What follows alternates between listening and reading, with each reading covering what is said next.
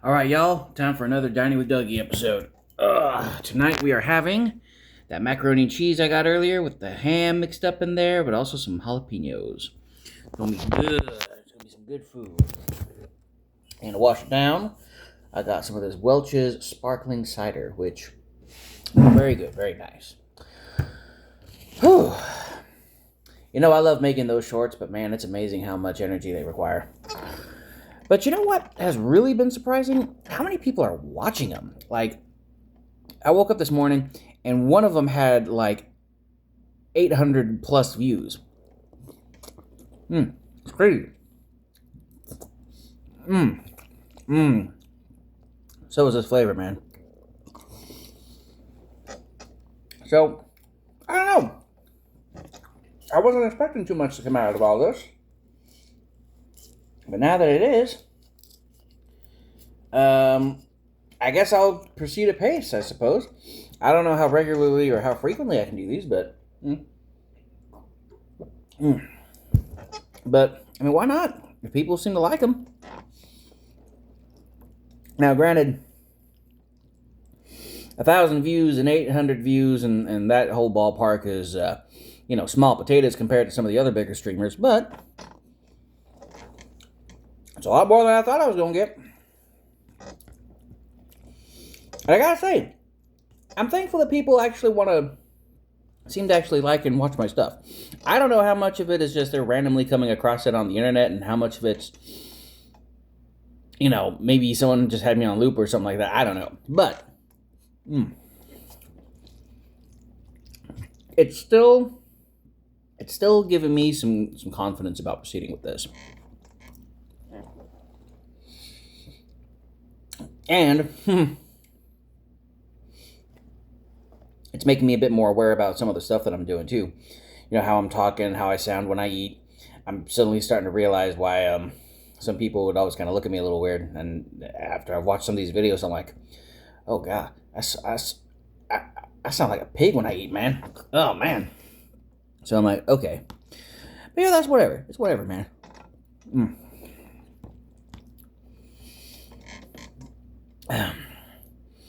You know, I do love wintertime. I know I said that in the last video, but like, wintertime, it's cold, you bundle up, you can eat some good tasty food. And it's actually kind of funny.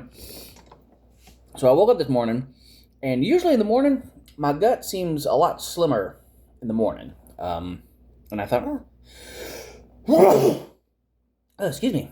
And I thought, oh, that's pretty cool. I seem to be losing weight because I work a pretty physically demanding job. At least it's been that way for a while now. Although it's starting to be a bit more stationary, a little too stationary for my liking. But anyway, but then I'd go and I'd have lunch, and then it's like the next time I look in the mirror, it's like, man, why is my gut so big? But then I realized, wait a minute, it's after I drink like one or two of these after a meal. I'm not fat. I'm just hydrated. So, all right. So, it's cool. Losing weight. Apparently, my vlogging is doing better than I thought it could ever be. At least initially, anyway. I know. This may be a big turnaround point for me. And it does give me a chance to be able to talk to folks. Because, I mean, I know that in the context of me sitting in my eating room alone, it's just me looking at a phone camera. But I do like to be able to take some comfort in knowing that y'all are watching, and maybe somewhere in the future this can be a nice bit of cozy dinner talk for y'all to listen to, especially if you're the kind of folks that are on your own as well. Just, I don't know, a friendly voice to listen to while you eat. Pork, cheese, jalapeno. These are the three things that will turn even the most blandest of dishes into a plus. I mean, really, take away the macaroni and cheese, and what do you have? cheese sauce with essentially bacon adjacent food and jalapenos. Mm. Mm. Oh, it's good. Mm. Mm. Apple is quickly becoming my favorite flavor of beverage. Anyway, oh man.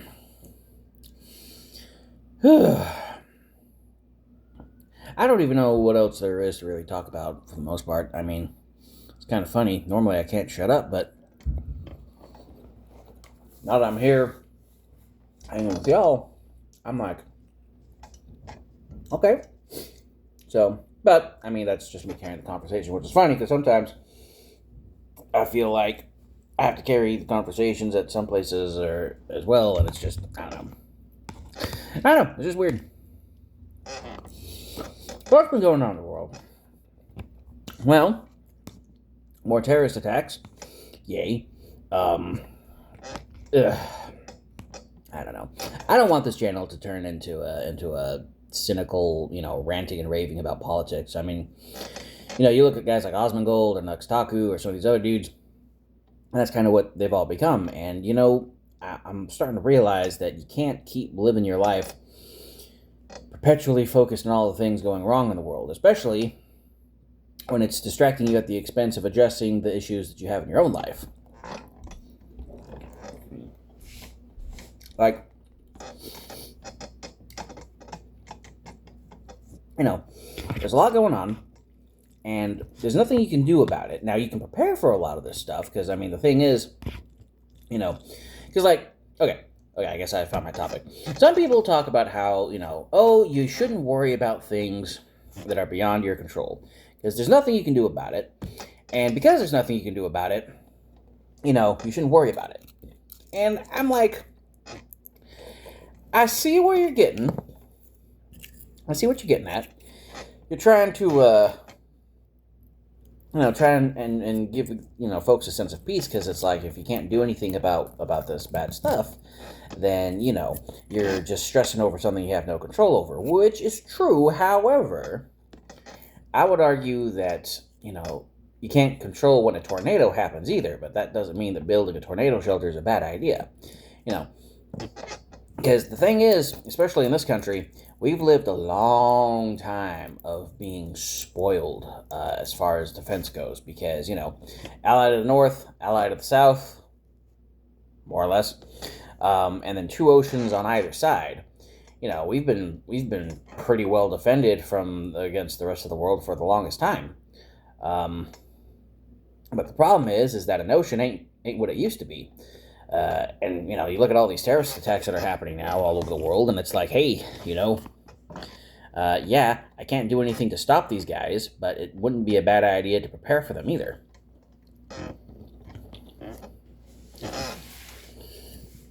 And I guess that's my point, is, I don't stress about things that are beyond my control, but I do think about how these things that I can't stop from happening, how they could still affect me. Because, like, let's say that, there's nothing I can do about these terrorist attacks, but then let's say one day I go to work and something like that happens. How do I prepare for that? How do I proceed accordingly? I mean, I live out in the middle of nowhere, but even so, even out in the middle of nowhere, I mean, the Shire was in the middle of nowhere, and it was just as much under threat from the invasion of Mordor as anything else was. If you get the example I'm trying to get at here, is that, there's no such thing as absolute safety, especially not in this day and age. Because, and some people try to take some comfort in the fact that it's like, oh, but, the wars are being fought with drones now, so this is all going to be drones. Well, let me, if I may, bring up a point here.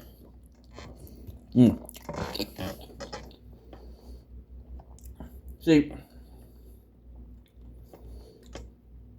when a caveman first realized he could kill someone by smacking a rock over their head, he thought, oh, this is so easy. I can just hit someone with a rock, and then I can take their stuff. And then after a while, someone invented the spear. oh, I can put this rock, make it a little bit sharper, and I can stab someone from a distance, and that'll make the fight easier. Oh, this is great. Oh, I have a bow and arrow. I can now, ploink them from farther away. This is gonna make war so much easier. Oh, we have a gun now. It flies farther and hits harder than a bow. Cool. This is gonna make war, a lot cleaner because we're gonna be able to get to the enemy before they get to us. Oh, we have airplanes. Oh, this is gonna make war pretty easy. We're gonna be able to see where the enemies are so we can move around. Sure hope nobody puts a gun on one of these things someday. Oh, what's that? We invented these little tiny hand grenades? Oh, that's going to clear the enemy out good.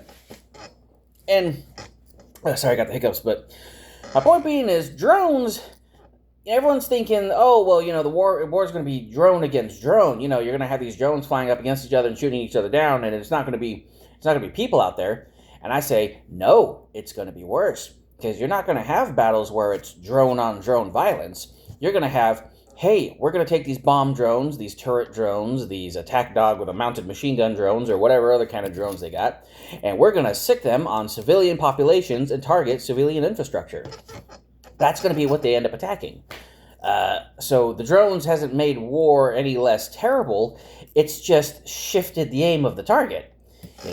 Every time someone invents a new machine, that everybody seems to think that that's going to make war a less dirty business, but it just makes it dirtier. I mean, look at the nuke, for crying out loud. And so, all this talk about, oh, there's nothing you can do about it, so why do you worry? Well, you're right, there's nothing I can do to stop this stuff from happening. But you know what? Every drop in the bucket leaves ripples. And those ripples will eventually make it to the edge, and then you have been touched by those effects that you had no control over. And that just boggles my mind that people don't ever seem to take that into consideration. Because things are only going to get worse before they get better. In fact, I saw a video earlier today. I might leave a link in the description or something, I don't know, but it's basically comparing how in 2025 we have essentially, without realizing it, become the Middle Ages again, and it's kind of terrifying. But he did bring up a good point, though, is that we had the medieval period, but then the Renaissance period came after that. But I don't know. I think with the way technology, being the way that it is, we may have reached a point of no return with some of this stuff. And all these people that are worried about civil wars and world wars and this war and that war, you almost have to ask yourself how much of it is they genuinely are worried about war, and how much more likely is it that they want war to happen. I mean, think about it.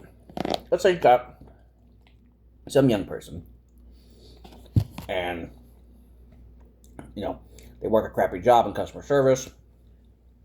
People are always rude to them. They can't be rude back because that'll cost them their job. Their bosses are rude to them. They can't do anything back because it'll cost them their job. Some rich person hits their car with theirs, and they're the ones that end up getting sued because the other person had more money, so they couldn't do anything about it. We're reaching this point where it's like the wealth imbalance and the power imbalance is so horrendously skewed that you're gonna have folks that are gonna start wanting to see the system be torn down, not out of a sense of fairness, although I think that might be the case for some of them, but I think more likely it'll be they just finally wanna, poke the rude people in the eye and say, ha, I can get back at you now for all the terrible crap you did to me, I mean, how much is the fear of civil war really just the anticipation of civil war? How much of it is people wanting, and just, I mean, think about it. If a civil war erupts, if social order breaks down, that means all the rules and regulations that protect a lot of these folks who are the rude, unpleasant Karens of the world and whatnot, the second social order falls, those rules are no longer in force. suddenly, they're not going to be protected by the law. They're not going to be able to, be a terrible person, but then call a police officer when someone decides to act on it. I feel like that's probably where we're genuinely headed, if I'm being honest. And eventually something's going to happen that's going to kick off this war. And again, I don't think Civil War is going to be coming, not entirely because of all this other stuff, but I think like maybe like a big piece of it is going to be just people are fed up with getting the short end of the stick. Now, don't take any of what I just said at face value as me being a communist. Communism is the worst idea that's ever been had. But this is how you tend to get, people starting to think a certain way in that regard. Because, the justification for a lot of terrible things in history have usually been, you have so much and I have so little, it's not fair, I'm going to fix that unfairness. And that usually, of course, comes at the barrel of a gun or something like that, and then horrors ensue. So, kind of a downer dinner table talk, I guess. But I guess it can't all be about how AI is going to replace Hollywood and make video games and stuff. But I don't know. I guess the best advice I can give is just look at what's going on, pay attention, keep your head on a swivel. Be mindful of your resources and start stockpiling, whatever it is that you feel that you need to stockpile, water, food, ammunition maybe. To be honest, that's kind of, the ammunition thing is one that I'm always kind of struggling with, because on the one hand it's like, oh yeah, we need ammunition so we can fire our guns. Okay. But let's say things get really bad. Let's say that World War III hits, and like Einstein said, the Third World War, I don't know what weapons they're going to use, but the Fourth World War is going to be sticks and stones, right? Well, stockpiling ammo. But here's the thing. No matter how much you get, that ammo is still going to be a finite resource. You're not going to have, this isn't a video game where you're going to have unlimited rounds at the supply depot always coming out.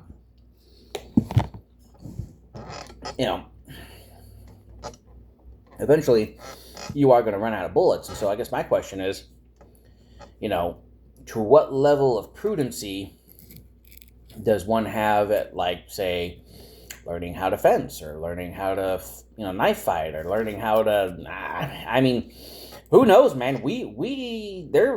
I don't know to what degree this is possible, but we may very well end up looking at a point where, bullet manufacturing becomes a rare skill, and so the only way of men of violence to commit violence is going to have to start resorting more towards hand-to-hand combat. Does that mean that we go back to publicly carrying swords? I don't know.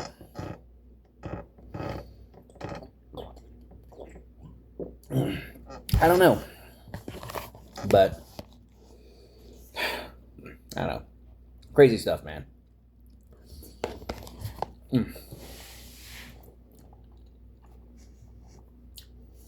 Meanwhile, we're all being distracted by woke policies and bigots this and intolerant that, and I don't know. I don't know. I guess this is just the price we have to pay for modern conveniences. Because, like, I remember once seeing a clip from a movie called Zardoz, which stars Sean Connery. It's one of those. It's a weird indie film. I haven't seen the whole thing. I've only seen clips of it. But there's a scene that pops up that's always kind of resonated in my mind. It's the scene where you have these immortals, right? And being immortal, the concept of death is no longer, in the equation. Literally every other fate is worse than death, because death can no longer happen.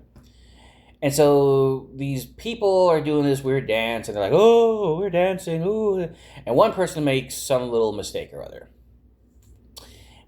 And the penalty for messing up this sequence dance that they're doing was they get shunned. And they make a whole ritual out of it.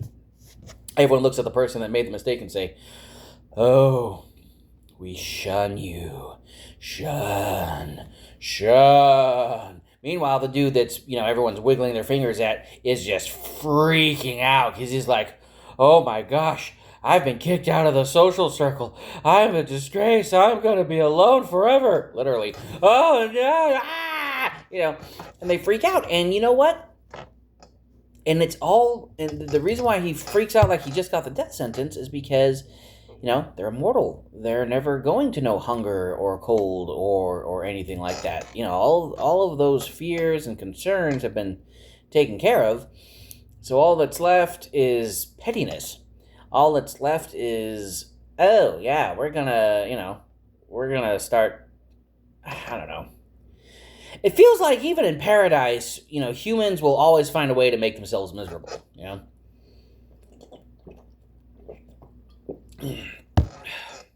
We want for nothing, but it's still not enough.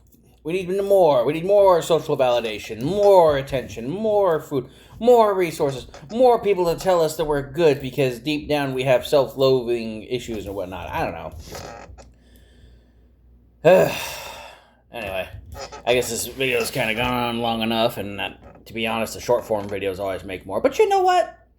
This is good practice. This is good, because you know what? In doing, I'm learning to be better, and learning to, I don't know, find my groove. Maybe one day I can be one of the cool guys that goes to these YouTube conventions or whatever, assuming that YouTube's even still around at that point. I don't know. But, until then, let's just see what happens, I don't know. Open your heart to the world, I guess, or something. I don't know. At least that's what I'm trying to do. But anyway, y'all have a good one. I'm going to finish off this bottle, and then I'm going to probably call it a night. So, anyway, y'all have a good one.